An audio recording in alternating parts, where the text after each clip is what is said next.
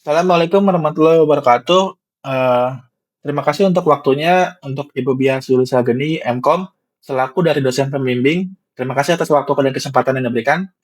Nama saya Muhammad Rusli Rapsanjani, dan hari ini saya akan memaparkan hasil laporan kerja praktek saya yang dilaksanakan pada PT Jaringan Pemberitahuan Nusantara Negeriku atau JPNN. Laporan ini berjudul Pengembangan Sistem Informasi Editorial Newsroom berbasis mobile. Fokus utama dari proyek ini adalah mentransformasi sistem manajemen redaksi konvensional menjadi platform mobile first yang tangguh, fleksibel, dan mampu menjaga integritas data jurnalis di lapangan melalui penyimpanan lokal yang cerdas. Nah, kemudian sebelum masuk ke ranah teknis, mari kita bedah terlebih dahulu urgensi dari pengembangan sistem ini.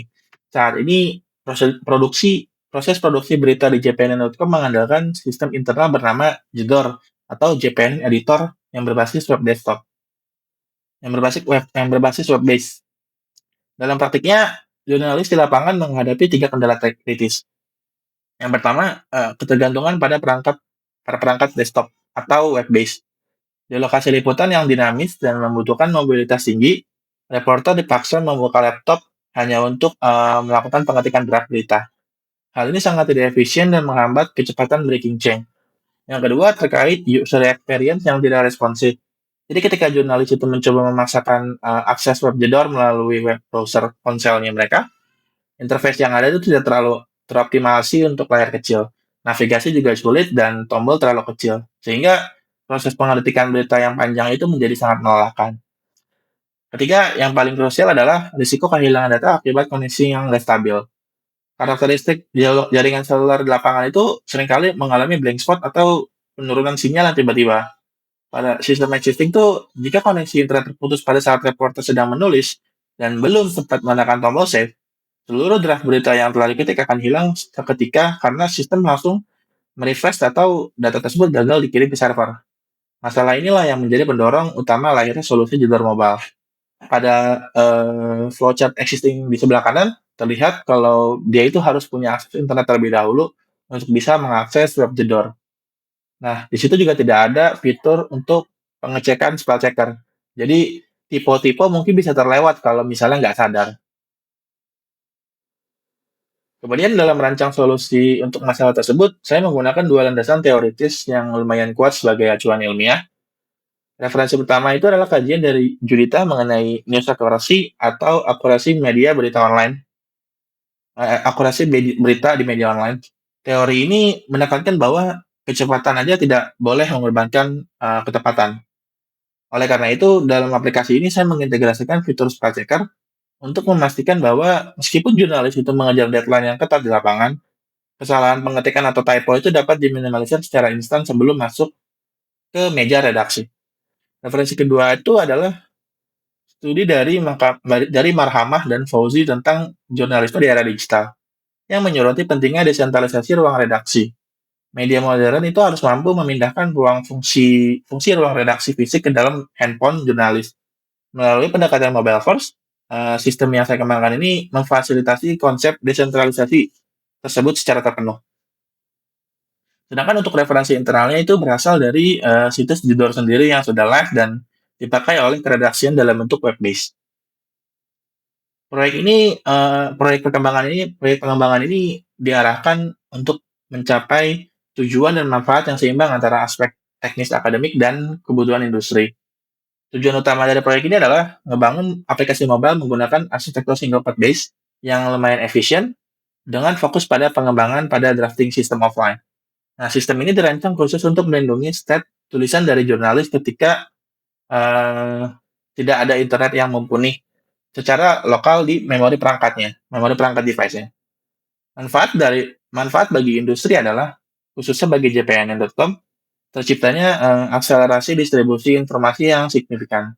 Berita dari lokasi kejadian dapat diproduksi dan dikirim ke redaktur dalam hitungan detik. Selain itu, penggunaannya di sini juga menggunakan penggunaan arsitektur white label dalam sistem ini yang memberikan manfaat jangka panjang bagi perusahaan. Karena aplikasi dapat direplikasi dan disesuaikan dengan mudah untuk jaringan media daerah di bawah naungan JPNN Group. Bagi saya pribadi, proyek ini menjadi sarana penerapan arsitektur perangkat lunak skala industri yang sesungguhnya. Kemudian, mari kita bahas jalannya kegiatan kerja praktek ini yang berlangsung selama 3 bulan, di mana saya membaginya ke dalam 3 tahapan pengembangan yang terstruktur dari bulan ke bulan. Poin pertama, kegiatan di bulan satu ini, saya menganalisa kebutuhan dan desain interface. Pada tahap awal ini, saya melakukan observasi langsung terhadap cara kerja para reporter dan melakukan wawancara dengan tim IT di JPNN.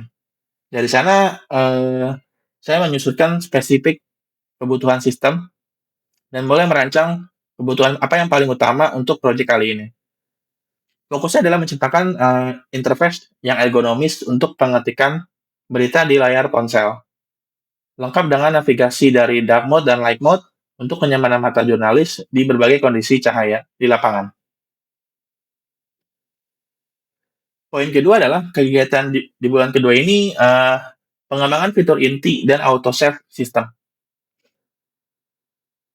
Uh, ini adalah fase paling krusial di mana saya mengimplementasikan arsitektur offline first.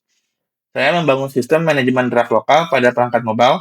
Di sini fungsi debouncing itu dipakai, di mana aplikasi mendeteksi jeda pengetikan pengguna dan secara otomatis menyimpan perubahan karakter ke dalam local storage ponsel tanpa memerlukan koneksi internet sama sekali. Jika aplikasi itu tertutup atau ponsel mati mendadak, draft terakhir yang diketik itu dijamin aman.